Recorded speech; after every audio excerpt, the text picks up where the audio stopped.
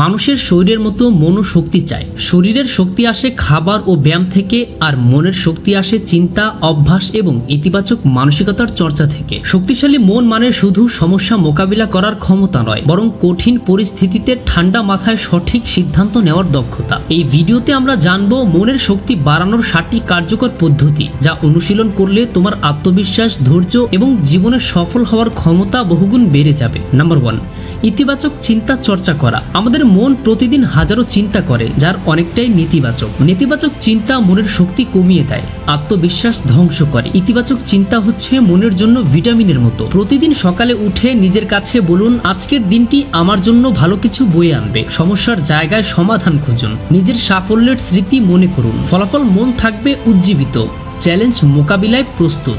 Number 2, ধৈর্য ও সহনশীলতা গড়ে তোলা। মন শক্তিশালী তখনই হবে যখন আপনি কঠিন সময়েও ভেঙে পড়বেন না। ধৈর্য মানে অপেক্ষা করা নয়, বরং অপেক্ষা করার সময় নিজের মনকে শান্ত রাখা। প্রতিদিন 5 মিনিট মেডিটেশন করুন। সমস্যায় দ্রুত রিয়্যাক্ট না করে প্রথমে গভীর শ্বাস নিন। নিজের লক্ষ্যকে দীর্ঘমেয়াদে দেখুন। ফলাফল আপনি অস্থির হবেন না, সিদ্ধান্ত হবে স্পষ্ট। নাম্বার 3, আত্মনিয়ন্ত্রণ, সেলফ কন্ট্রোল বাড়ানো। শক্তিশালী মন মানে ইচ্ছা বা আবেগকে নিয়ন্ত্রণ করার ক্ষমতা। যেমন রাগ হলে শান্ত থাকা, খারাপ অভ্যাসে না জড়ানো, অপ্রয়োজনীয় তর্ক এড়িয়ে যাওয়া। প্রতিদিন ছোট ছোট সেলফ ডিসিপ্লিন চ্যালেঞ্জ নিন, যেমন অপ্রয়োজনীয় সোশ্যাল মিডিয়া এড়ানো। গুরুত্বপূর্ণ কাজের জন্য নির্দিষ্ট সময় ঠিক করুন। নিজের ভুল স্বীকার করে সংশোধন করুন। ফলাফল মন থাকবে সুশৃঙ্খল, লক্ষ্য থেকে সরে যাবেন না। নাম্বার 4, কৃতজ্ঞতা প্রকাশ করা। কৃতজ্ঞ মানুষ সবসময় সুখী হয়। যখন আপনি যা আছে তার জন্য কৃতজ্ঞ থাকবেন, তখন মনের মধ্যে অভাবের চাপ থাকবে না। প্রতিদিন রাতে ঘুমানোর